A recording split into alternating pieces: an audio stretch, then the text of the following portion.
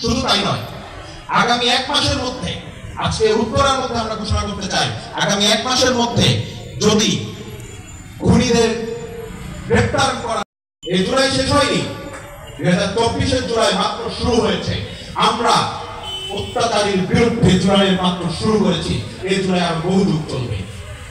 আমরা বলতে চাই, এই ধরনের মেয়র আপনাদের আচরণটা বন্ধ করুন, খুনিদের গ্রেফতার করুন, যারা এখনো বীর দর্পে বুক ফুলিয়ে ঘুরে বেড়াচ্ছে আর আজকে আহত এবং শহীদ পরিবার বিচারের জন্য দাঁড়ে দাঁড়িয়ে ঘুরছে, আহতরা চিকিৎসার জন্য দাঁড়ে দাঁড়িয়ে ঘুরছে। অন্যান্য জায়গায় এত এত টাকা দিয়ে দেওয়া হয়, অথচ আহতদের চিকিৎসার জন্য কথা বলা হলে বলা হয় যে এখন তো আমাদের টাকা নাই। এই ধরনের নাটক আপনারা বন্ধ করুন, তা না হলে উত্তরা থেকে কিন্তু হাসিনার পতনের পদযাত্রা শুরু হয়েছিল। বাংলাদেশের সাথে, বাংলাদেশের মানুষের সাথে এবং বাংলাদেশের শহীদদের সাথে যারা বেঈমানি করবে তাদের পতনও এই উত্তরা থেকে শুরু হবে ইনশাআল্লাহ। সবাইকে ধন্যবাদ। আসসালামু আলাইকুম।